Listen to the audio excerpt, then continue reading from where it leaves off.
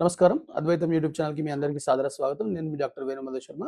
ధర్మ సందేహాలు అనే సీరీస్ స్టార్ట్ చేయడం జరిగింది మన అద్వైతం యూట్యూబ్ ఛానల్‌లో. ఆ సీరీస్‌లో భాగంగా ఒక ధర్మ సందేహం గురించి ఇప్పుడు వివరించదలుచుకున్నాను. ఇంతకుముందే ఒక కాలొచ్చింది. అయితే వాళ్ళ అబ్బాయికి లేదా వాళ్ళ అమ్మాయికి పుట్టి వెంట్రుకలు తీయాలి అనుకుంటుందట. అయితే దానికి సంబంధించి తిరుపతికి వాళ్ళు టికెట్ బుక్ చేసుకున్నారు. తిరుపతి క్షేత్రం ఉంది కదా! తిరుమల. క్షేత్రానికి టికెట్ బుక్ చేసుకున్నారు. అయితే ఆ తిరుమల క్షేత్రంలో వాళ్ళు తీసుకున్నటువంటి స్లాట్ ఏంటంటే మంగళవారం నాడయింది. గురువుగారు మంగళవారం నాడు పుట్టి వెంట్రుకలు తీయొచ్చా అని అడిగిందావిడ. అయితే మంగళవారం నాడు పుట్టి వెంట్రుకలు కాదు, అసలు క్షౌరం ఎందుకు తీసుకోవద్దు అనే విషయం చెప్పి, ఆ తర్వాత తిరుపతి గురించి మాట్లాడదాం మనం.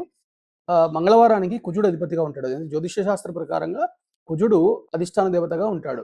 అయితే కుజుడు ఆయుధాలు, రక్తము, తర్వాత గాయాలకు అధిపతి. కాబట్టి మంగళవారం నాడు పదునైనటువంటి ఆయుధాలతో చేసేటువంటి ఏ పని పనికిరాదు.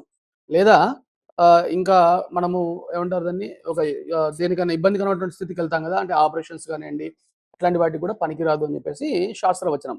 అయితే మంగళవారము జయతిథి. అసలు మంగళవారం నాడు హాయిగా వెళ్లి చేసుకోవచ్చు. కానీ ఏం జేయొచ్చు? యుద్ధానికి వెళ్ళొచ్చు, గొడవలకు వెళ్ళొచ్చు, కోర్టు కేసులకు వాటికి వెళ్ళొచ్చు. వాటిల్లో విజయం సాధించే అవకాశం ఉంటుంది. అంటే కుజుడు బలం గూడా చూసుకోవాల్సి ఉంటుంది దీనికి. దీనికి సంబంధించి మరి తిరుపతిలో చేయవచ్చా? మంగళవారం వచ్చింది గదా! గురుగారు పదునైనటువంటి ఆయుధాలతో చేసే పని పనికిరాదంటున్నారు. మరి తిరుమలలో చేయవచ్చా అంటే, తిరుమల అనేది నిత్య కళ్యాణం జరిగేటువంటి ఒక క్షేత్రము, సాలగ్రామ క్షేత్రము.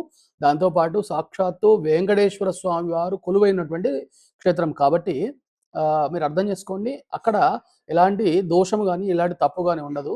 ప్రతిరోజు కూడా జరుగుతుంది. అందుకే అమావాస్య కూడా అంటే నిత్య కళ్యాణం జరిగే చోటు కాబట్టి అమావాస్య లేదా అష్టమి నాడు కూడా అక్కడ వివాహాలు అవుతుంటాయి. అంటే మీరు మన వైపు తక్కువే. కానీ తమిళనాడు నుండి వచ్చి చేసుకునే వాళ్ళు ఎక్కువగా ఉంటారు. మీరు గమనించండి. కాబట్టి నిత్య కళ్యాణం జరిగేటువంటి ఏ చోటైనా గూడా, ఏ క్షేత్రమైనా, ముఖ్యంగా చెప్తున్నాను, ఏ క్షేత్రమైనా గూడా ఇలాంటి కార్యక్రమాలకి తప్పే ఉండదు.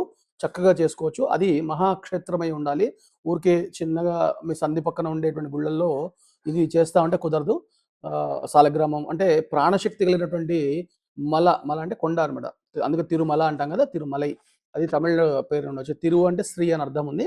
అయితే అక్కడ చేసుకోవచ్చు చక్కగా. అది శుభకరంగా ఉంటుంది. ఇలాంటి ధర్మ సందేహాలు ఇంకా మనం వివరించి చెప్పుకుందాం. నమస్కారం.